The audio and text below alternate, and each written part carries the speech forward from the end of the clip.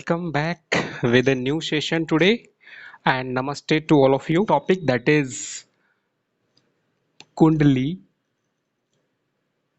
Bhav, that is 12 भाव. So स्वागत है आपका और रिकॉर्डिंग स्टार्ट हो गया है. तो अभी हम शुरू करते हैं बिना समय बर्बाद किए. Hope you are getting my points. हमने जो कल काफ़ी कुछ किया था, साइन वगैरह वो सब थोड़ा डिटेल में बताऊंगा. शॉर्टकट ये है कि जो हमारी कुंडली होती है, जो आप देख सकते हैं यहाँ पे, इस कुंडली का मतलब क्या है? चक्र, साइकिल. हमारी जिंदगी में सब कुछ साइक्लिक प्रोसेस में है. और ये जो पृथ्वी है, अर्थ है, ब्रह्मांड है, इसके चारों तरफ समझ लीजिए कि जो 360 डिग्री है, ये अर्थ है. अर्थ के चारों तरफ जो 360 डिग्री में 12 राशियां डिवाइडेड है, 12 साइंस. इन राशियों के अंदर ही प्लैनेट्स आते हैं. मतलब समझ लीजिए कि अगर एक पर्टिकुलर टाइम पे एरीज के अंदर मेष राशि में सूर्य है, तो ऐसे करके सभी प्लैनेट आ जाएंगे.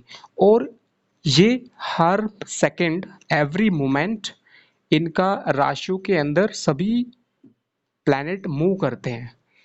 किसके रेफरेंस में ये बताया जा रहा है? अर्थ के रेफरेंस में. मीन्स अगर आप अर्थ पे किसी पॉइंट पे हो, इस जगह पे हो, पॉइंट ए, इस पॉइंट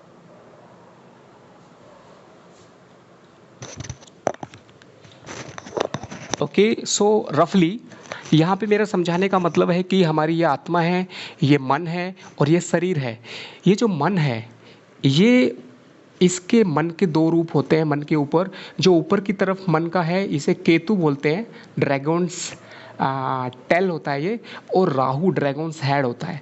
तो राहु हमेशा हमें नीचे की तरफ खींचता है, केतु हमें ऊपर सत्य की तरफ लेके जाता है. तो चंद्रमा के ही दो दो डायरेक्शंस हैं, या फिर मून की जो मून के ऊपर जो फोर्स लगते हैं हमेशा, वो दो हैं. इसी के अकॉर्डिंग हमारी लाइफ ड्राइव होती है. और इसको बोल सकते हैं जैसे समुद्र मंथन था. बेसिकली जो राहु केतु है, ये केतु है, ये राहु है, और ये एक एक्सिस है जो हमारी लाइफ को हमेशा ड्राइव करता है. राहु हमेशा नीचे की तरफ खींचता है, केतु ऊपर की तरफ खींचता है. जब राहु हमारा हमें माया में बहुत ज़्यादा लेके जाता है तो प्रॉब्लम्स आने लगती है. तो केतु हमें ऊपर की तरफ, सत्य की तरफ ले जाता है, बिकॉज ऑफ दैट सिचुएशन. तो ये इन दोनों का बैलेंस होना ही हमारे जीवन का एक नाम है. So it is a process of balancing Rahu and Ketu. Rahu is maya, materialistic. Ketu is spirituality. Okay. So इनके बीच में डिफरेंस बहुत सारे हैं, जिसको एक एक वीडियो में अलग से कवर करेंगे. बट आप याद रखें कि राहु केतु चंद्रमा के ही रूप हैं, मन के रूप हैं. जब मन बहुत ज़्यादा माया में जाता है तो राहु है, Rahu is like a booster. Okay. So अभी इसके अंदर जो कालसर्प दोष होता है या पितृ दोष होता है, जनरली हमने दोष सुने. लेकिन राहु जब अच्छा होता है, अच्छी दिशा में हमें लेके जाता है, तो वो पितृ का जो अच्छा रूप है, मतलब पितृ आशीष योग बोलते हैं, पितृ राजयोग बोलते हैं. या फिर काल सर्प दोष के बजाय काल सर्प राजयोग भी होता है. मतलब राहु के साथ में अगर अच्छे प्लैनेट्स आ जाए, अच्छी पोजीशन में आ जाए, केंद्र या त्रिकोण में, वो मैं आपको कुंडली से या बाद में एग्जांपल से बताऊंगा. मतलब इतना आपको याद रखना है कि कालसर्प दोष या पितृ दोष, दोष नाम से डरे ना. हमेशा राहु से अच्छे योग भी बहुत ज़्यादा बनते हैं. तो आगे बढ़ते हैं. कुंडली जो है क्या चीज़ है, रफली मैं आपको एक चार्ट से शुरू करते हैं अभी.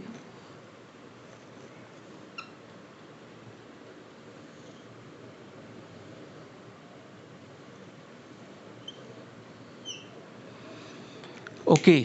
जो आपको मैंने बताया था कि जो ब्रह्मांड है, उसके अंदर जो 12 राशियां हैं, ये जो एक फ़ोटो है, ये हमने इस तरह से नॉर्थ इंडियन चार्ट के स्टाइल में हमने डायमंड फॉर्म बोलते हैं, ये कुंडली हमने बना लिया है. इसमें 12 राशियाँ जो होती हैं वो भी मैं रफली आपको बता देता हूँ कि जो 0 डिग्री होता है, 0 डिग्री से 30 डिग्री तक जो है मेष राशि है। उस मेष राशि के अंदर जो पहला नक्षत्र है वो अश्विनी नक्षत्र है, और उसकी जो क्वालिटी है वो केतु के समान है। यानी कि जो डॉटम लाइन है, रेफरेंस पॉइंट है, वो केतु होता है हमारी लाइफ का। ओके, यानी कि जो मैंने बताया था कि सत्य से शुरू होता है और वापस फिर सत्य पे आता है, यानी कि 360 degree starting from Ketu and coming back to Ketu. So ये लाइफ का साइकिल है कि हम सत्य से चलते हैं, माया में जाते हैं और माया से वापस सत्य में आ जाते हैं। तो अश्विनी जो है वो केतु का रिप्रेजेंटेटिव होता है, ये आपको याद रखना है। उसके बाद अश्विनी के बाद दूसरा जो नक्षत्र आता है, अगर देखेंगे आप, जैसे मेष के बाद वृष राशि है, मिथुन, कर्क, सिंह, कन्या, तुला, और नक्षत्रों में देखेंगे तो अश्विनी के बाद भरणी, कृत्तिका, रोहिणी, मृगशिरा, आद्रा, पुनर्सु, पुष्य, आश्लेषा, मगा, फाल्गुनी, उत्तरा फाल्गुनी, ये सीक्वेंस आपका 27 नक्षत्र का चलेगा। उस नक्षत्र में आपको एक चीज समझनी होगी कि जो अश्विनी है केतु का नक्षत्र है, भरणी जो है वो शुक्र का है, उसके बाद तीसरा जो है केतु, शुक्र, सूर्य, चंद्र, मंगल, राहु, उसके बाद राहु के बाद बृहस्पति, शनि, बुध, फिर केतु। तो ये जो इसको बोलते हैं divine cycle, divine process, divine steps, और समझ सकते हैं कि ये एक स्टैंडर्ड है जिसको महादशा में भी काम आता है ये। तो आप याद रखेंगे कि जो हमारा महादशा होता है किसी भी इंसान का, उसमें जो भी दशा चलेगी उसका सीक्वेंस क्या रहता है। अगर जन्म केतु में हुआ है तो उसके बाद क्या दशा आएगी, शुक्र, उसके बाद सूर्य की महादशा, उसके बाद चंद्र की, उसके बाद मंगल, उसके बाद राहु, गुरु, बृहस्पति, शनि, बुध, उसके बाद फिर केतु। इंग्लिश में Ketu, Venus, sun, moon, Mars, Rahu, Jupiter, Saturn, Mercury, Ketu. ये जो महादशा है ये एक साइकिल है। ये साइकिल प्रोसेस जो है, एक इंसान किसी भी दशा में जन्म ले सकता है। अगर केतु में लेता है तो नेक्स्ट उसकी शुक्र आएगी, अगर सूर्य में लेता है तो नेक्स्ट चंद्र आएगी। तो हर इंसान के लिए कॉमन है that every human being takes birth at a particular point in this cycle and then the next cycle will continue, and this is common for all. So this is also a divine cycle, and we have lot of things to understand in this divine cycle in later on। जब हम महादशा समझेंगे तब इसको explain किया जाएगा कि ये ऐसा क्यों है। अभी बात करते हैं कि जो कुंडली है इसके जो 12 भाव हैं, ये 12 भाव वहीं से बने हैं जो डिवाइन साइकिल है। उसके अंदर जो फर्स्ट हाउस है, सेकेंड, थर्ड, फोर्थ, इसको आप जब बना के प्रैक्टिस करेंगे तो आपको याद हो जाएगा कि कहाँ पे कौन सा भाव है। ओके, ये 7, ये 8, ये 9, 10, 11, 12, ये आपको इतना याद रखना है कि कुंडली में जो 12 भाव होते हैं, देखा जाए तो वो राशियां हैं, 12 राशियां हैं एक तरह से, और ये एक मिट्टी है, सोल है, और इसके ऊपर जो प्लैनेट्स होते हैं वो सीड्स हैं।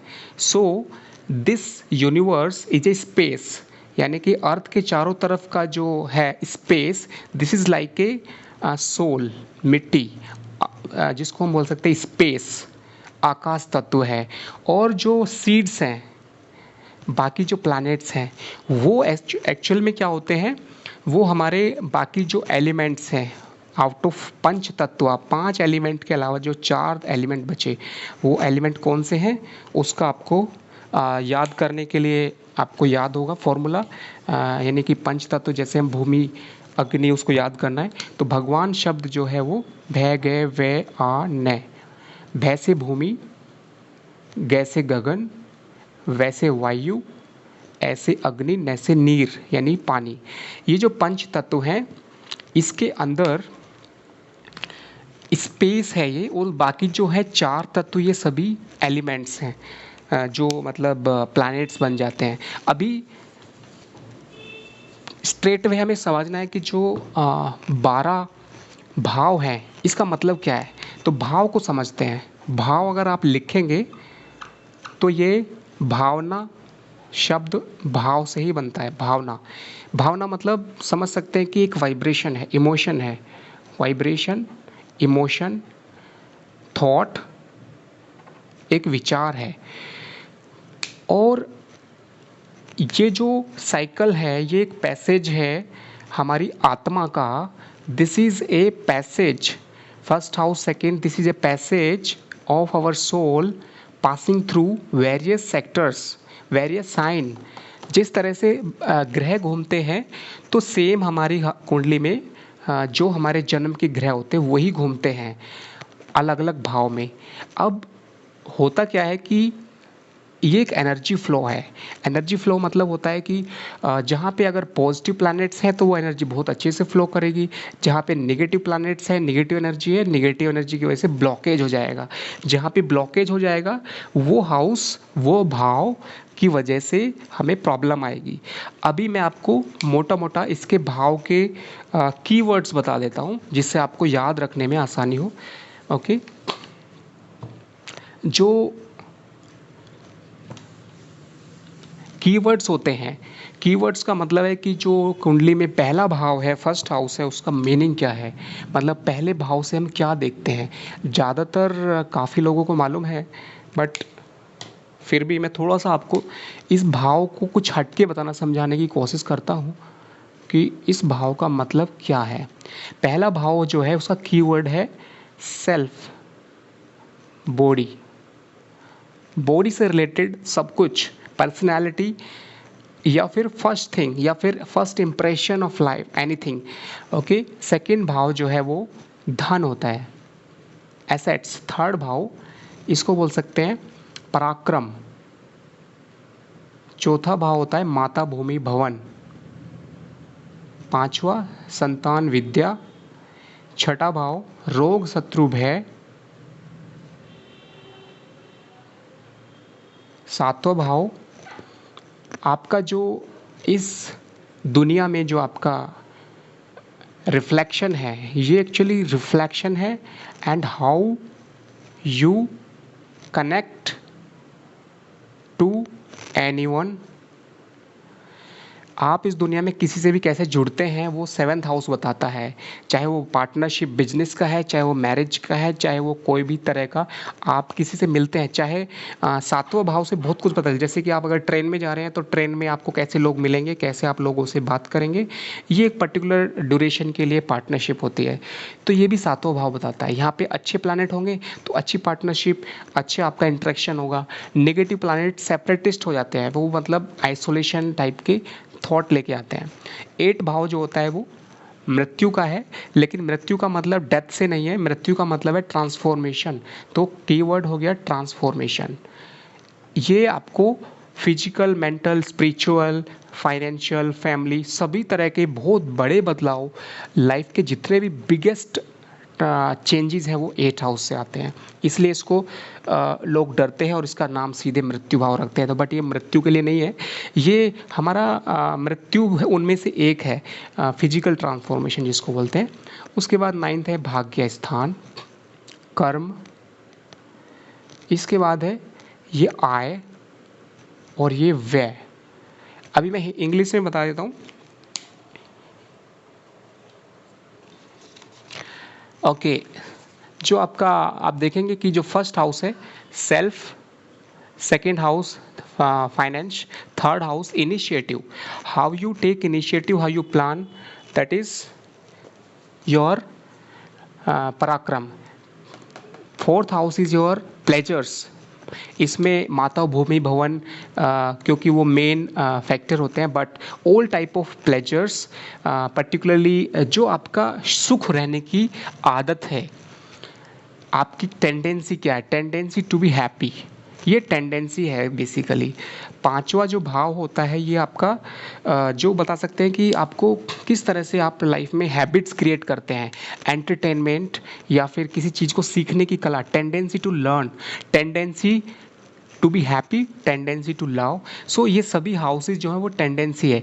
First house is tendency to be physically fit, tendency to earn money, tendency to do, to plan something, tendency to be happy, tendency to learn new things, tendency to fight against any problem, रोग शत्रु भय, तो ये tendency है how you fight with disease enemy और any fear factor. तो tendency to fight anything, tendency to connect others, tendency to transform yourself into a new thing, tendency to learn higher level things of life, जिसमें आप जितने भी life की spirituality, धर्म, बड़ी चीज़ें जो होती है, ऑकल्ट साइंस, ये सब चीज़ें, कर्म, tendency to create a karma, tendency to be famous, tendency to be active, tendency to create your big network, tendency to get out of any small thing a big benefit, आप कितना benefit ले सकते हैं, ये tendency है, ये है tendency of investment.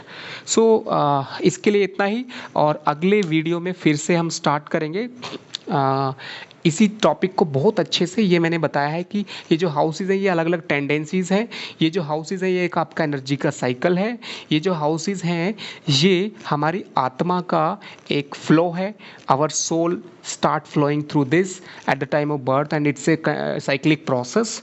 It's not only for this birth but also for all the previous birth and the future birth. So it is actually the bridge, a connecting chain, connecting link between the previous birth and the next birth. So this is just a pause button or play button. When you take birth, it's a play, and when you die, it's a pause, and again play. So I will explain in the next session same things in other ways, in other interesting things. जैसे मैंने keywords बताए हैं, एक keyword से बहुत सारे keywords कैसे create होते हैं। अगर आपने सिर्फ इतना याद कर लिया कि सेकंड हाउस धन का है, तो इससे कैसे हम दूसरे कीवर्ड्स क्रिएट करेंगे, कैसे मालूम चलेगा कि धन के अलावा और क्या क्या देखा जाता है। और आपको बता देना चाहूँगा कि एक हाउस से 4 लाख अप्रॉक्सीमेटली इवेंट्स एक हाउस से आपको पता चल सकता है। Means every house is like A ocean of events.